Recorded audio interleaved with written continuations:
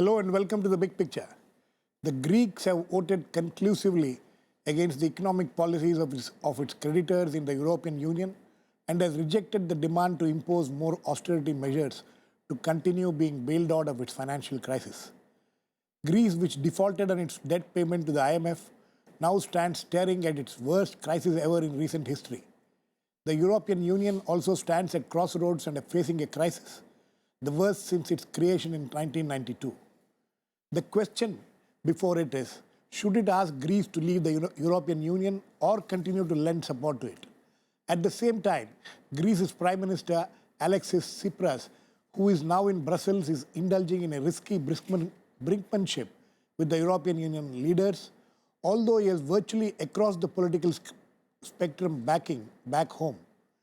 It is tense time now in Brussels, where the European leaders are congregating to tackle the crisis. We will discuss here today what are the options before Greece and also that of the European Union leaders and where is this crisis heading. To discuss this, I have an eminent panel of guests, Nitin Desai, former Chief Economic Advisor, Government of India, and also former Under Secretary General, United Nations, Nirupam Sena, a distinguished former ambassador and also former permanent representative of India to the United Nations, Renu, Kohli, former staff member, RBI and IMF, and Praveen, Professor, Center for Economic Studies and Planning, JNU. Welcome to all of you. Mr. Desai, you think this no vote has given the Prime Minister of Greece, the kind of strength which he needed? And you think that his job has got more complicated? Oh, no. I think it's certainly given him strength.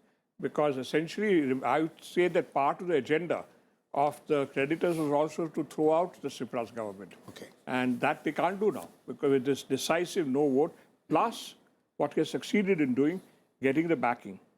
Remember this, he's also been conciliatory, because he agreed to drop his finance minister and replace him with the man who was his chief negotiator. Yes. So I'd say that he has played his political cards reasonably well. And let us see what comes out of the process. Mr. Sena? Yes, what do you expect to come out of the... More importantly, what are the chances of Greece remaining in the European Union? Well, I think, at this time it is extremely difficult to say with any certainty. But the point is that this tremendous vote means that his position has strengthened, no doubt. But he is also, if you see, it's a very nuanced approach. Because on the one hand, this gives him enormous backing against the austerity program of the European Union, and also to withstand German hegemony. Because one of the important elements in this crisis is that with the entry of East Europe and with the Eurozone crisis, what you have is the establishment under Merkel of German hegemony, which in fact neither Helmut Kohl nor Schmidt nor Willy Brandt, least of all, of course, wanted or aimed for. So I think they can now withstand that up to a point. At the same time, as I said, it is nuanced because his charismatic finance minister has resigned, so that he's also giving a signal that he's willing for some kind of compromise, though not at the cost of the Greek people. In fact, just now the reports say that today's reports say that he's going to Brussels with a new kind of a package, which he wants. So you think that he is now being able to take control of the negotiations better than what? I think basically my guess is his new package will include the big difference is whether the debt is written down or not. In the previous package, there was no write down of debt. It was what has been called by some commentators the extend and pretend method, which is don't say you have written it off, so no bank has to show any loss on its books. But you just say, okay, we'll reschedule it. I think he'll probably ask for a reduction, a cut. Incidentally, Girish, I must tell you, Thomas Piketty gave an interview to a German paper where he pointed out that Germany was a major beneficiary of debt write-down in '53 after the Second World War in the London conference. He said, why are you Germans first from a debt write-down so opposed to it now? Yes. Mr. Sena also, Piketty, then John Perkins giving those interviews and things like that. See, this whole, apart from what is happening immediately, this whole crisis, how has it emerged? How is it that Greece has landed itself up in this kind of a mess? And then now we are also being told that Spain is not very comfortable. Ireland, we know, is not comfortable at all. Portugal is in trouble. So all this, what does all this mean? See, in my view, I mean, the origins of the crisis are that, that they have shifted from Keynesianism, in the world and in Europe to neoliberalism. Because the point is that two things. One, the Maastricht Treaty, with its deficit and debt criteria, is deflationary. Secondly, is a imperative that it's not just Marx with his poles of misery and poles of affluence, but even if you look at Jan Tinbergen, you look at Gunnar Myrdal, at least two of his books, they have clearly said that labor and capital will be attracted to the stronger pole, so there will be deprivation at the other pole. So therefore, both in terms of Maastricht and this economic imperative, you require countervailing transfers. So if you don't have that, then you are heading for the periphery and core drifting apart, and in fact for the kind of crisis that you have. Yeah, Praveen, neoliberal policies. Has this crisis been able to show to the world what are the problems of neoliberal policy? No, as regards problems of neoliberalism, if you care to see... 2008, you think was the... No. If you care to see, it's been evident to almost anybody who wants to see it, right? But a lot of people don't want to see it. No. A number of mainstream economists, beginning with, let's say, Danny Roderick in 2003, has globalization gone too far? And subsequently, the likes of Paul Krugman, who were, in a sense, cheerleaders of globalization once upon a time, they have been extremely critical, etc. So if you look at the last decade or so, it's quite clear that there has been huge critique of neoliberalism, its economic architecture, and so on and so forth. This is one of the sort of outcomes of that broader neoliberal construct. But then, in the case of what happened in Greece, it is a much more complex issue. On this whole, imagination of United States of Europe, without putting different kinds of fundamentals in place, just having this monetary union and not sort of putting in place other necessary architecture. One of it is political union. All that was part of it. But specifically, as regards the Greek crisis, what is it? Sort of apart from what Yanis Varoufakis rightly said, united currency, divided Europe. Or this whole consequence which we are seeing is to a large extent because of that monetary union itself. But in any case, 2010-11, essentially the Greek sort of firms which have borrowed very irresponsibly, and you have these lenders from Germany and France which have lent very irresponsibly, right? At some point they say that, look, where's the money? Give us our money back. That private debt then is transferred to the public exchequer, and then it becomes the Greek crisis, which was not the crisis of Greece. It was not the crisis of the people of Greece, right? So essentially that private, oligarchy, so to say, okay, which then sort of is bailed out, as in a sense happened in the US, right, in 2007-8. So it's a replay of something like that. Now you have the same people who want to bail out, and they give it from one hand and take it from the other hand. They give 46 billion and they take 40 billion. Would you like to respond to that? No, not respond. I'm just saying I basically have described it as that our global system is run as a welfare state for bankers. So this really understand this. In fact, what I would look for in the solution is, how do I get growth moving again in Exactly. Now that is not this is not just a matter of what you do with the debt, extend or pretend or write down. That in itself is not going to solve the problem. The real issue is that you can't get growth without demand growth, the Keynesianism that Nirupam was talking about. Will they leave scope for that, or will they be totally caught up in a totally monetarist view of macroeconomic policy, which focuses only on things like your deficit or this or that, without addressing the basic question that you can't solve the Greek problem unless you get growth moving again. A country which has had a 25% drop in GDP over the past 5 years. 26% unemployment, 50% in unemployment amongst the under 25s. Absolutely. Renu,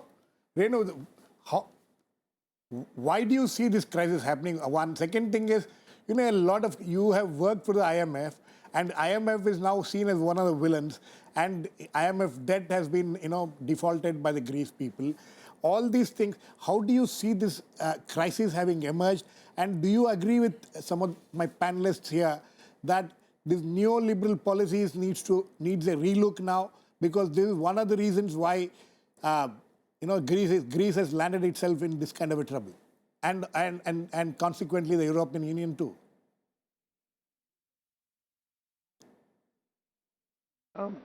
I think the reason for the current crisis is probably lies in its genesis.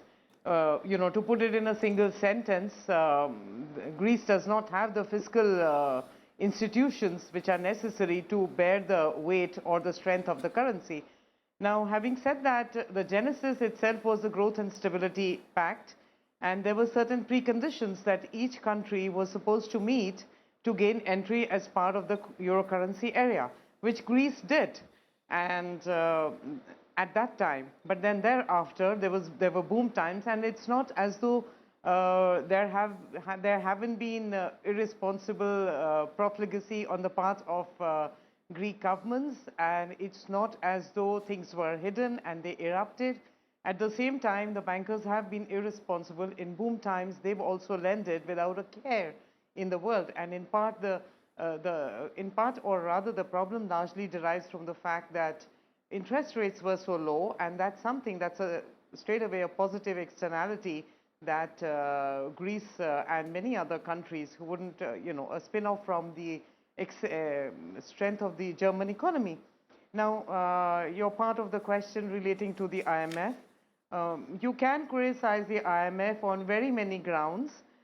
In this instance, I would slightly qualify this is that IMF is not the lone lender, and because there is the ECB and there is the European Union and there is a separate pact between the Greek government as well as the EU, so the IMF is part of that arrangement.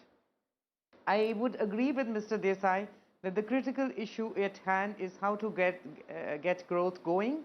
And in part of the negotiations, from what I have gathered and read, as has been reported, is there are differences about how to balance the books, which is if the IMF or the so-called Troika argues in favor of spending cuts, which would fall upon rather generous pensions, which were also given away when the times were good.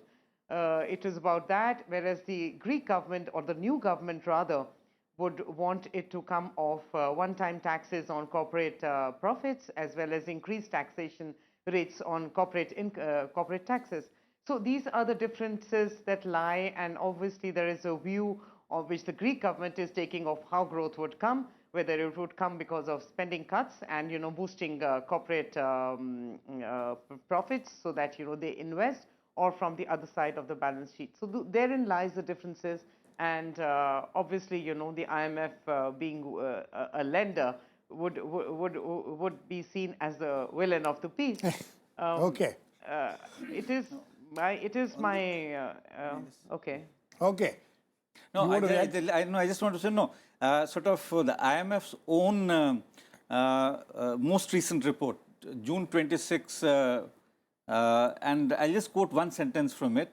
It says a significant haircut of debt, for instance, full write-off of the stock outstanding in GLF facility, which is 53.1 billion, or any other similar operation is something which is needed by Greece.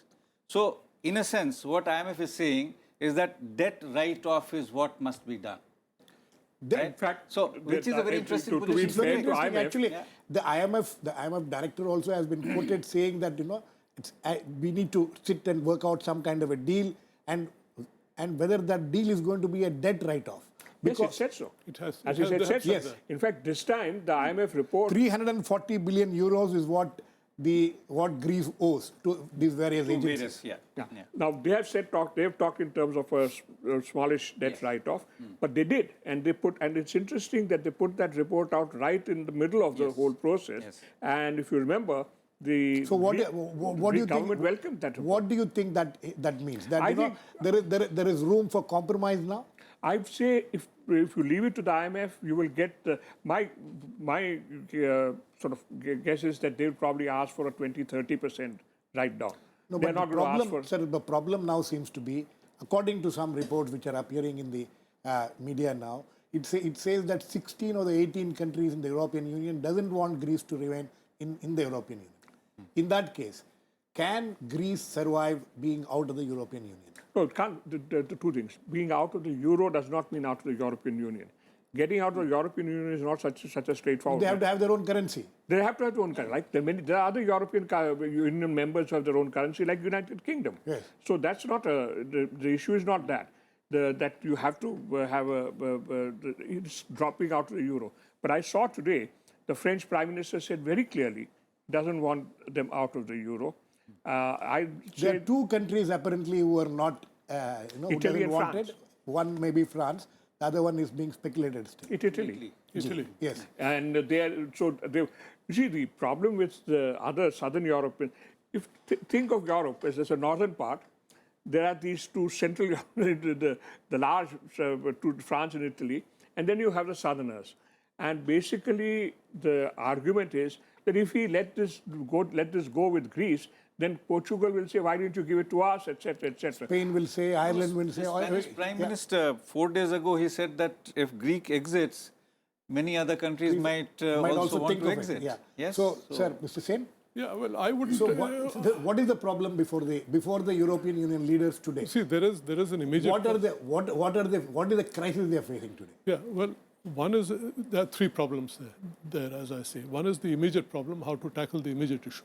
Second is, as Nitin said, how to get growth started. See, and the third is the philosophy that they have, whether they're able to transcend it to some extent or not.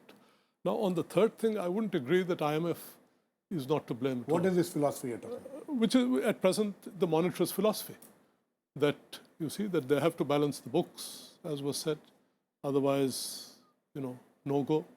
But the point is this, that the IMF, after all, has been given consistently pro-cyclical advice, number one. Secondly, even this write-off, even this, they didn't mention it at the height of the previous negotiations, when Varoufakis was there. See, they kept it back so as not to reduce the pressure on Greece and so as to keep the fear alive in the minds of the voters when they voted in the referendum. So there's an element of villainy in the IMF which is inescapable. So one can't say they are not really villains. And I think the Greek Prime Minister was right when he called them villains. And in fact, there's a very interesting rapporteur in the United Nations who had once, I remember, gone further. He had said that IMF should be hauled before an economic Nuremberg. So there is a case. Now the other thing, so one is this philosophy. The second, as I said, is that you can't get demand started, demand really strengthened. You can't get growth started unless you're prepared to take certain measures. And it is yet to be seen whether Germany is prepared to take those. France may be. I think Renu wants to. Yes, Renu.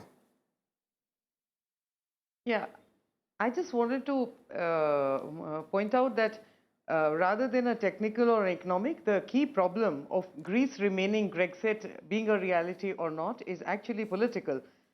It is well known that this government, the Syriza party, came to election, came to power by promising two virtually impossible things, which the Greek population, the Greek voters wanted.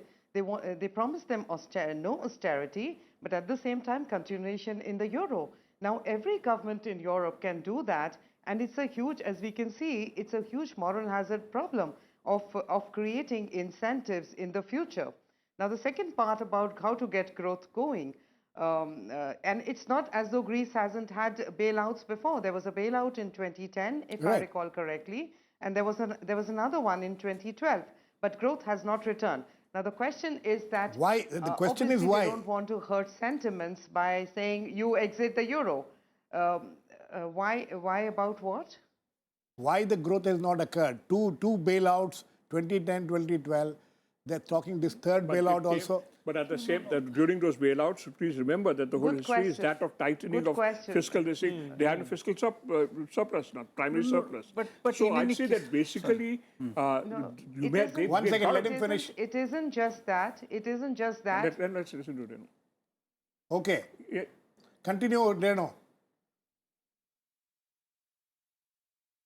Yeah, so there is this moral hazard issue, and as was said by some of the other panelists, the Portugal, Spain, and Ireland have the greatest resistance because they themselves went through hard times, and so they say, why can't the Greek people do it?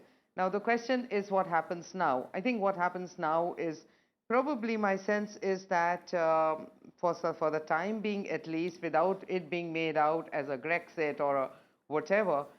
I think the Greek government or this particular party is probably quite ready to leave the euro informally or by stealth, as it were, rather than making an announcement.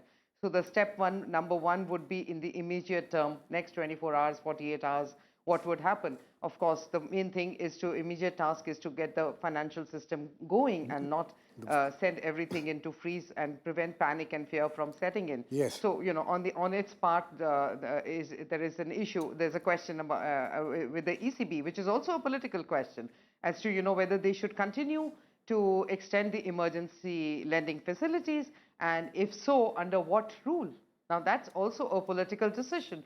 So I think if they left, they would probably see some pain because their own currency, whatever Huge informally, pain, whether not the some drachma pain. comes back or not, they would see inflation, they would see a depreciation, but growth would come back.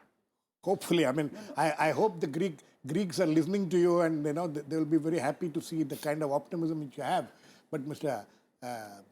Desai, Basically, you have an immediate problem over the next 24 hours. yes, The Greek banks have run out of euros, more or correct. less.